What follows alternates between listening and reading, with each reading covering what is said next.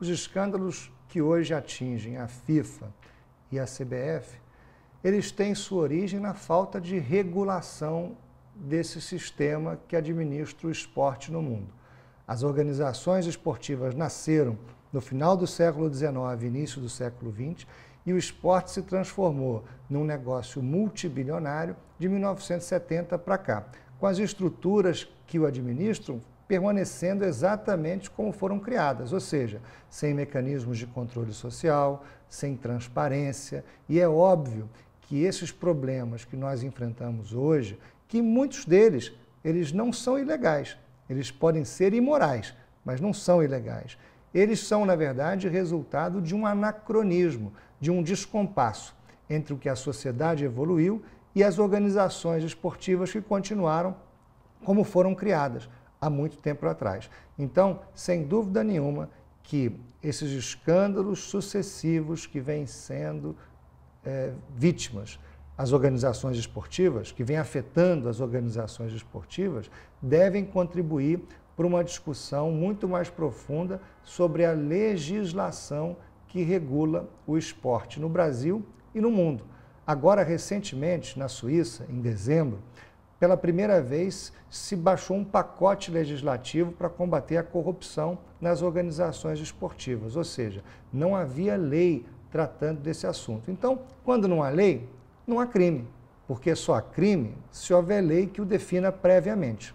Por isso que eu não tenho dúvida, tudo isso que a sociedade hoje considera imoral e que vem sendo passado a limpo pelo maior aparato investigativo do mundo, que é justamente o aparato dos Estados Unidos, que investiga até chefe de Estado, que grampeia até chefe de Estado, como grampeou a Dilma, a Angela Merkel, né, o François Hollande. Então, se eles grampeiam até chefes de Estado, investigar dirigente esportivo é moleza. Por isso que tudo que vem aparecendo nesses últimos tempos contribui para uma reflexão mais profunda.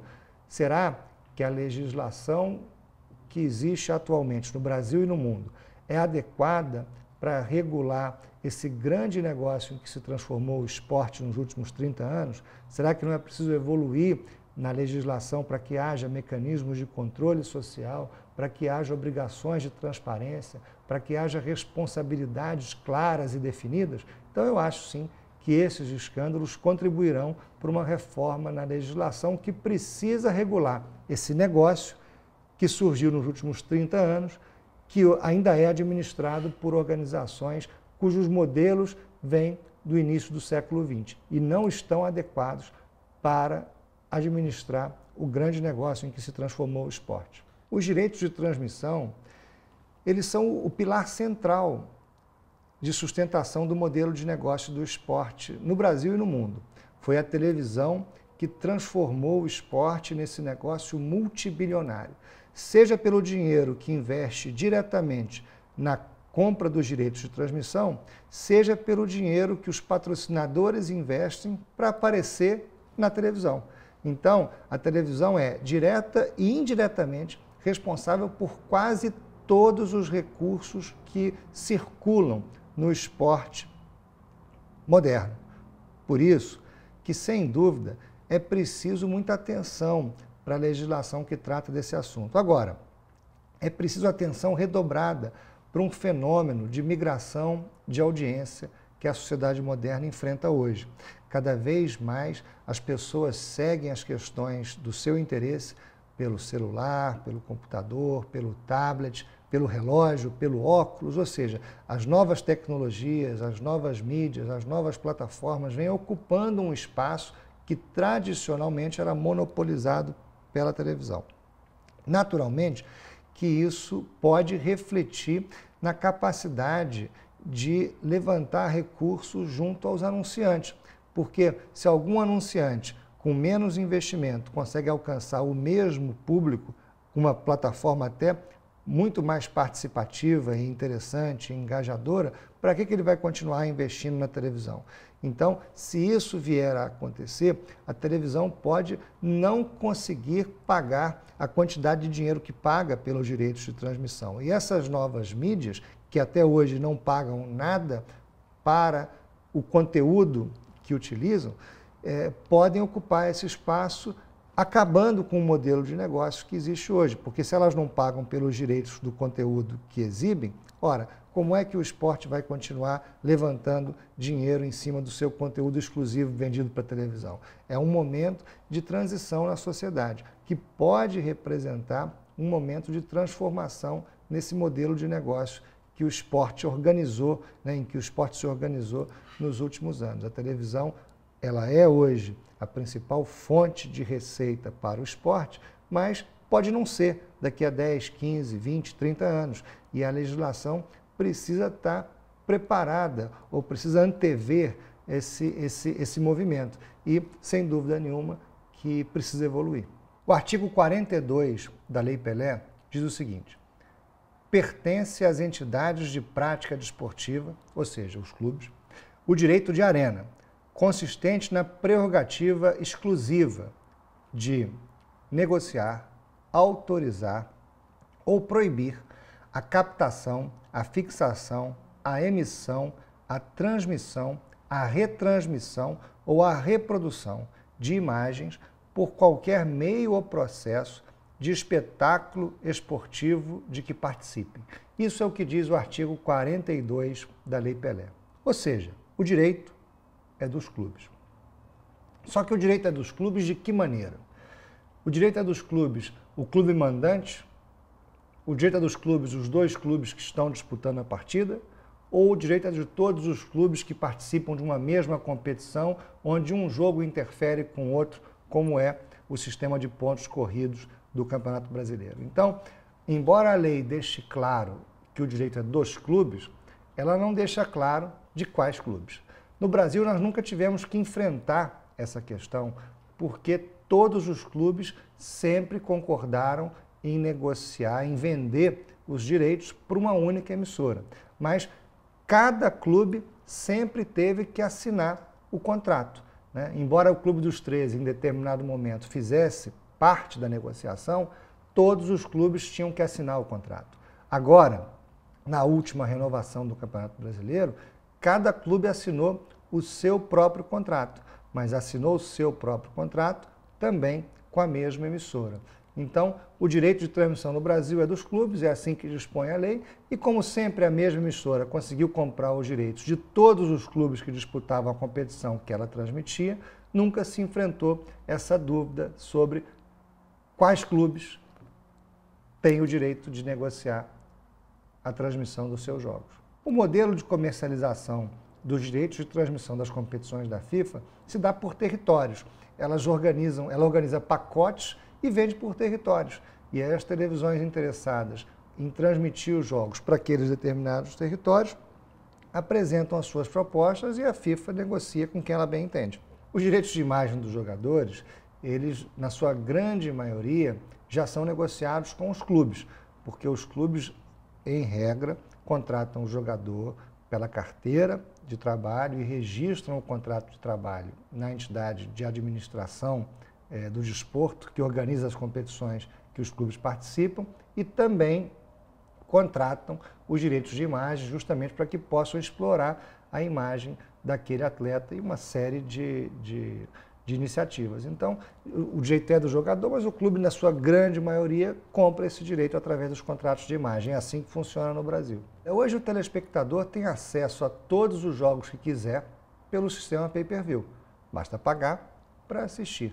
E é assim no mundo inteiro. Aliás, o Brasil ele tem um modelo bem diferente da grande parte dos países, porque a televisão aberta aqui tem um papel dominante, né, e por isso que há muitos jogos exibidos na TV aberta. Agora, na Inglaterra, por exemplo, principalmente, majoritariamente, pay-per-view. Se quer assistir, tem que pagar. E isso é uma receita importante para os clubes. No Brasil, a receita de pay-per-view vem crescendo muito nos últimos anos. E há clubes que têm uma exibição maior de jogos na TV aberta que já reclama disso. Clubes como o Flamengo e o Corinthians, cujos jogos são mais exibidos na TV aberta do que outros, têm reclamado do percentual de compras no pay-per-view, justamente porque se o jogo está na TV aberta, para que a pessoa vai pagar para assistir no pay-per-view? Então eles gostariam de um equilíbrio maior na quantidade de jogos transmitidos pela TV aberta para que eles melhorem o desempenho de receita no pay-per-view. Ou recebam mais pela TV aberta, uma vez que a TV aberta compra um pacote de jogos e escolhe exibir alguns em detrimento de outros. Por que é que os que ela exibiu não merecem uma remuneração maior do que aqueles que ela não exibiu? Ou seja, os clubes que tiveram a maior exibição, teoricamente, podem querer uma remuneração maior do que aqueles que tiveram uma menor exibição. Então, essa é uma discussão que vem sendo travada aí entre os clubes, justamente porque é preciso garantir um ponto de equilíbrio para que todos tenham condições de disputar as competições em pé de igualdade, sem que um tenha muito mais dinheiro do que o outro e isso afete a competitividade entre as equipes. Agora, o fato é que nós vamos viver em breve uma grande mudança em razão da internet e das novas plataformas disponíveis para que as pessoas acompanhem os seus interesses. Então, por isso que provavelmente todo esse modelo de TV aberta, de pay-per-view, pode evoluir para algo até muito mais interativo, com o celular, por exemplo, sendo o meio de acesso, a fonte, né, a plataforma de distribuição desse conteúdo. Quem viver, verá. Estatizar no Brasil não é solução. A Petrobras é estatal e nem por isso está sendo bem administrada. Então, é preciso muito cuidado com essa discussão sobre a natureza jurídica do futebol no país. Realmente, o futebol não é algo público na sua natureza jurídica, mas também não pode mais ser simplesmente algo privado como qualquer outra empresa. Por quê? Porque numa empresa qualquer, onde os sócios eles aportam o seu próprio capital, investem o seu próprio dinheiro, assumem os riscos do negócio, isso é bem diferente dos dirigentes esportivos, que não assumem risco nenhum nas organizações esportivas. Aliás, existe hoje até um excesso de responsabilidade para o dirigente de clube e pouquíssima responsabilidade para o dirigente de federação, né? E as federações cada vez mais ricas, os clubes cada vez mais pobres. Então, na minha opinião, é preciso que haja realmente um choque de transparência, de democracia, de controle social, de participação da grande massa de pessoas que se interessa por futebol no país. A CBF, ela precisa ser transparente para os milhões de torcedores da seleção brasileira, que, aliás, poderiam participar da escolha do técnico e da escalação do time pelo seu celular. Cada cidadão com o celular na mão devia poder opinar sobre quem é o técnico da seleção. Por que é que o brasileiro só vota toda semana no Big Brother? Por que é que nós não podemos ter a nossa opinião ouvida? Por que nós não podemos ser escutados? Por que nós não podemos participar? Por que nós não podemos saber? Por que nós não temos à nossa disposição, à distância de um clique, as informações sobre todos os contratos da CBF? Ela não pertence às 27 federações estaduais. Ela não pertence sequer aos 100 clubes que disputam a séries A, B, C e D. Ela pertence a todos os brasileiros que se interessam por futebol. Será que eles não podem participar, não podem ter acesso? Nós vivemos hoje um mundo onde a tecnologia aproxima as pessoas. E essas instituições que lidam com o imaginário popular e que têm realmente um apelo popular e que administram um patrimônio que, bem ou mal, diz respeito a uma coletividade muito maior do que aquela que a compõe. Por exemplo, a CBF tem um orçamento de 500 milhões de reais por ano. Esse dinheiro não vem de nenhuma contribuição das 27 federações estaduais. Esse dinheiro vem do potencial de mercado da seleção brasileira, principalmente, que é, na verdade, formada por jogadores que são mantidos e revelados pelos clubes, que não recebem nada desse orçamento milionário da CBF. Isso, aliás, não só não recebem nada, como não participam da Assembleia que aprova as contas, que aprova o orçamento, que decide as questões. 20 clubes apenas participam de 4 em 4 anos da eleição do presidente da CBF. Será que esse modelo é participativo? Será que esse modelo é democrático? Nós precisamos repensar isso tudo, porque o modelo que nós temos hoje no Brasil, ele foi criado pela ditadura do Estado Novo em 1941. E de lá para cá, vem sofrendo um remendo atrás do outro. Vou citar alguns. Em 1975, uma lei dizia que o dirigente esportivo não poderia ficar mais de uma reeleição no cargo, similar ao que nós temos hoje, a Câmara discutindo nessa medida provisória. Isso passou, isso foi lei no Brasil e resolveu alguma coisa? Os pais sucediam os filhos, que sucediam os pais, que sucediam os filhos, porque enquanto não mexer no colégio eleitoral, enquanto não mexer na estrutura de poder, pouco importa quem é o presidente. Aliás, nessa última Assembleia Geral da CBF, o presidente propôs uma alteração na linha sucessória. Foi derrotado, porque ele também, por mais que queira mudar, é refém de uma estrutura de poder que engessa o esporte no Brasil desde 1941, com um decreto fascista que proibia mulheres de praticar determinados esportes, que dizia que a atividade do dirigente, a atividade do clube era uma atividade patriótica. Pois bem, hoje a mulher pode praticar o esporte que ela quiser e já privatizaram o patriotismo, né? Privatizaram esse esporte que era atividade patriótica. Então, é preciso que haja, sim, uma mudança para que as pessoas tenham responsabilidades claras e definidas, para que haja um choque de participação, de transparência, de democracia. Nos Estados Unidos, em 1978, um ato do Congresso assinado pelo presidente Jimmy Carter determinou que 20% dos votos em qualquer assembleia de entidade esportiva americana tinha que ser dos atletas em atividade naquela modalidade. O resultado é que a participação de todos os atores relevantes para o esporte nos Estados Unidos está representado, por exemplo, na Assembleia Geral da Federação de Futebol Americana. Você tem atletas, federações estaduais, ligas profissionais, clubes, executivos ligados ao futebol. Ou seja, você tem uma Assembleia Geral muito mais representativa do conjunto de pessoas, do conjunto de atores relevantes para aquela atividade.